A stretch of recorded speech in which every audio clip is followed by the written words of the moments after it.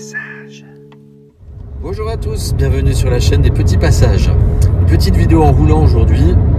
J'ai envie de vous parler, vous avez entendu parler des fake news, hein, je pense que ça c'est quelque chose que vous avez déjà entendu. Et ben moi j'ai envie de vous parler de fausses fake news aujourd'hui. J'ai inventé le concept et je vais vous expliquer tout ça. Alors la fake news, c'est supposé être une fausse information.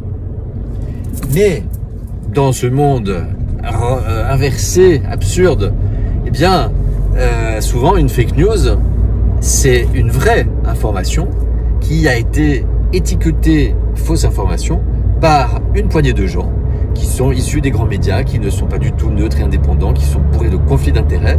Et c'est ces gens-là, en fait, qui mettent une petite estampille sur une publication et hop, elle devient officiellement fake news aux yeux de l'AFP, de la presse et du gouvernement, évidemment, et de toute la bien-pensance.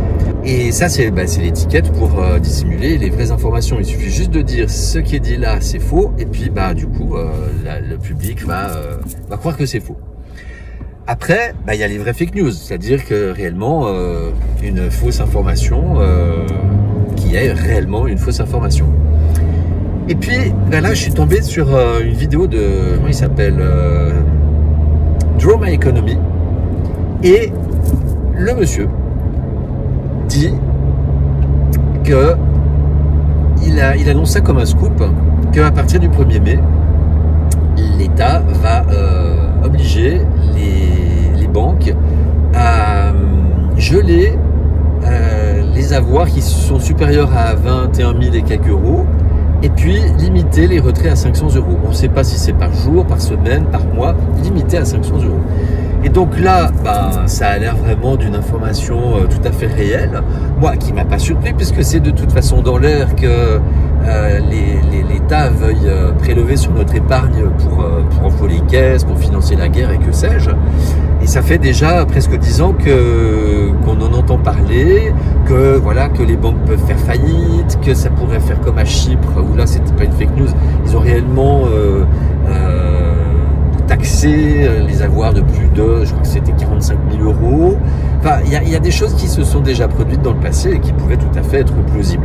Donc moi, je me suis dit, ça y est, ils avaient dit en plus qu'il y aurait quelque chose dans le mois d'avril, donc voilà. Et juste au moment où on est en train de bien y croire, eh bien, il nous explique, le monsieur de la chaîne, en fait, non, c'est une fake news qui a été généré sur les réseaux sociaux, qui a fait un buzz, qui a été créé par une IA, etc., etc.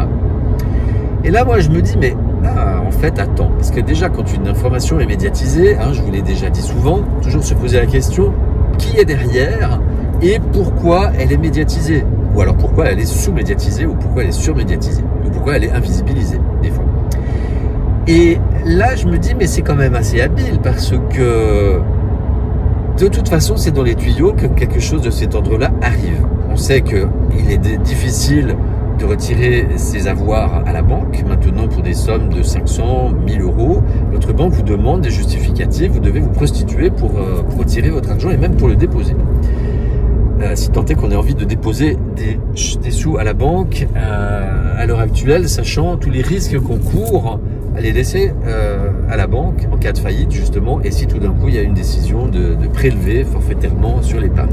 Sachant aussi, je fais la parenthèse, que le fonds de garantie est du folklore, parce que si tous les épargnants font valoir le fonds de garantie, eh bien il n'y a pas du tout assez pour honorer l'ensemble de l'épargne. Donc en fait, c'est juste pour calmer le jeu, pour rassurer tout le monde.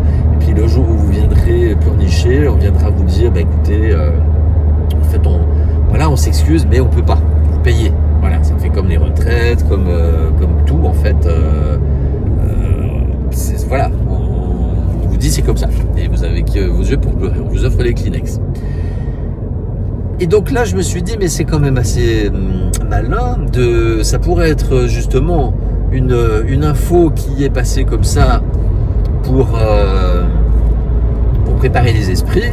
Et puis pour que les esprits se disent, mais en fait, on est soulagé, finalement ils ne le feront pas, ils vont pas nous séquestrer l'épargne, donc du coup on baisse la garde, et là, clac, et c'est là qu'ils peuvent arriver par derrière, bien sournois, à dire, oui, mais là on n'a pas le choix, y a le feu aux écuries, on a besoin d'argent et donc voilà. Et comme en fait la garde sera encore plus baissée qu'avant cette fausse fake news, bah, du coup les gens tomberont encore de plus haut et c'est pour éviter aussi un bank run, pour que les gens retirent les sous à l'avance, voilà. Donc moi je mets vraiment ma main au feu pour que cette info ne soit pas une si fausse, une si fake news que ça. C'est pour ça que j'ai appelé ça une fausse fake news.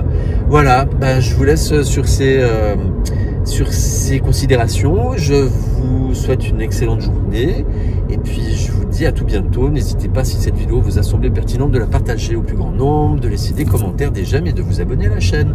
Je vous dis à tout bientôt. Prenez soin de vous, je vous aime. Passage.